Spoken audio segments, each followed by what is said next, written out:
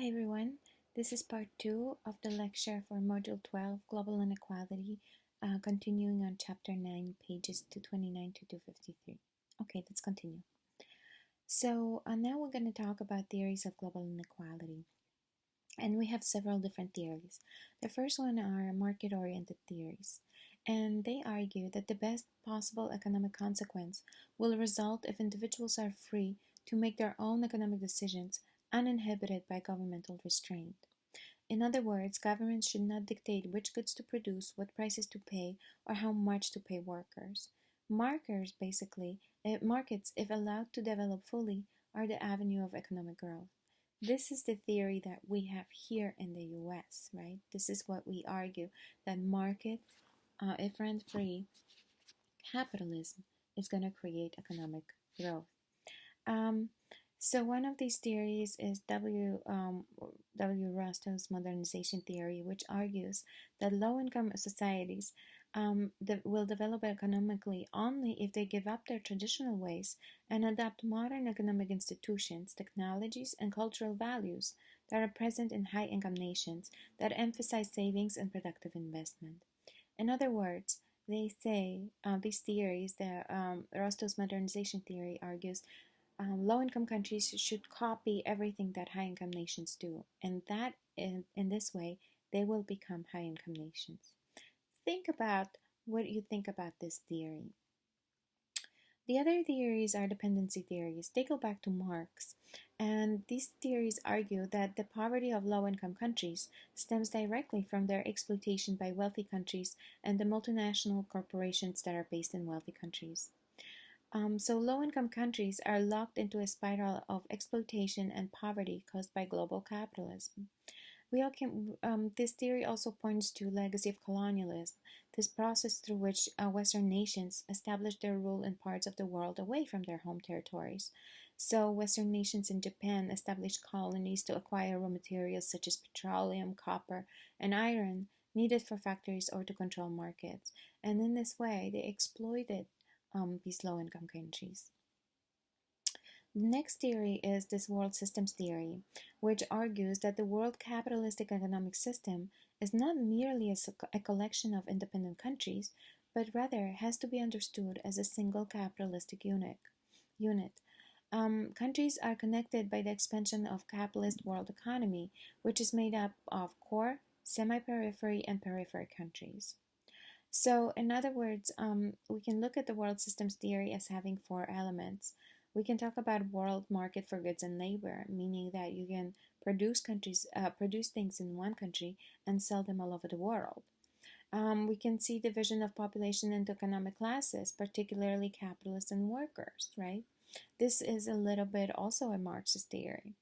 International system of formal and informal political relations among the most powerful countries whose competition with each other helps to shape the world economy.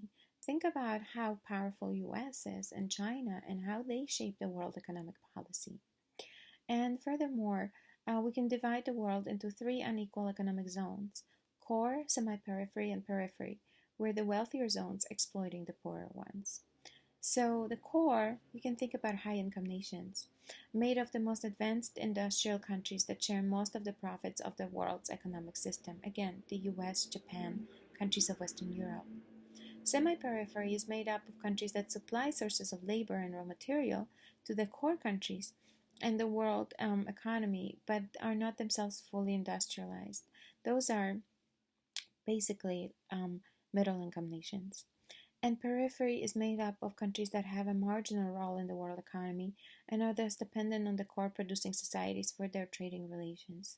Here we can talk about low-income nations. So the next theory is this global commodity change theory. And basically it argues that what we have in the world are worldwide networks of labor and production processes that create a finished product, meaning that a product is not created in one country alone. It's actually created all over, like parts is created here, parts are created somewhere else, and so on and so forth. Your textbook talks about the example of a Barbie doll. Where is she actually from? Her Barbie production story begins in petroleum field in Saudi Arabia, because that's plastic is a byproduct of oil, and ends up in toy factory in China before showing up on the shelves of your local retail store. The cardboard and cellophane box contains My First Tea Party Barbie is labeled made in China, but almost none of the material that go into making her originate there. So for a $20 Barbie, China gets only about 70 cents in wages paid to the 11,000 peasant women who assemble her into factories. Back in the US, however, Mattel makes about $2 in profit on every Barbie that they make. If you think about it, the only actually part of Barbie that is made in the US, I believe I think it was the paints for her makeup and possibly the box, but I'm not even sure about the box. So how do we evaluate these theories of global inequality?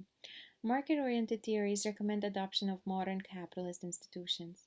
They also tend to be a little ethnocentric if you think about it, because they tell low-income nations this is the only way that you can be better is if you give up whatever you've been doing and follow us in high-income nations. Now, we just finished talking about income inequality in the US, so it's not like we're actually creating equal countries, right? Dependency theories emphasize how wealthy nations have exploited poor ones, again, going back to Marx. World system theory analyzes the world economy as a whole, looking at the complex global web of political and economic relationships that influence development and inequality in poor and rich nations alike. And finally, the theory of global commodity chains focuses on global businesses and their activities rather than relationships between countries.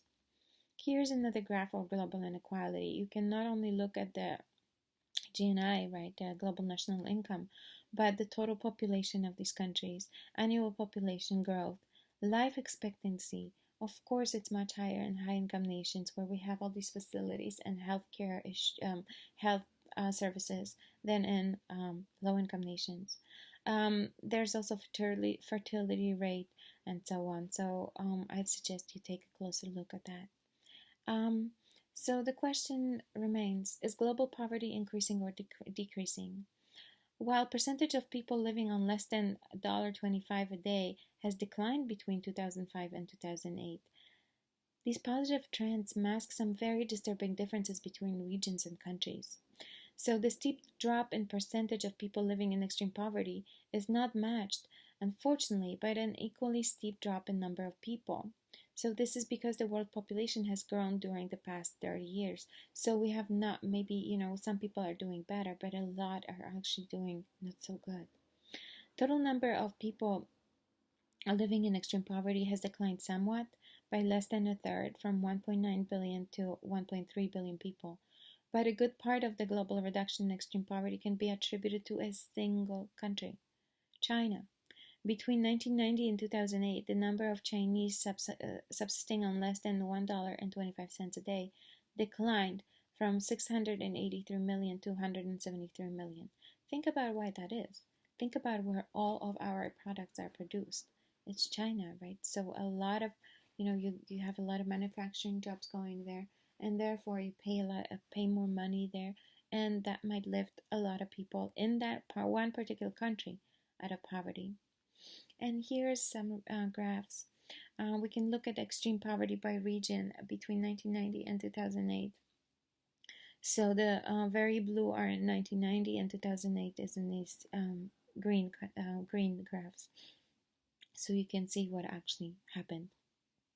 This is from the World Bank data. And finally, what about inequality between countries? Unfortunately, what we see is a widening global gap between rich and poor countries.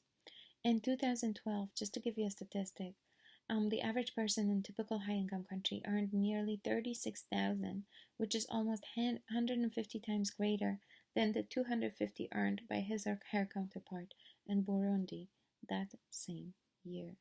So the story goes, as rich get richer, the poor get poorer. Okay, this is it for chapter 9. I'll talk to you guys soon.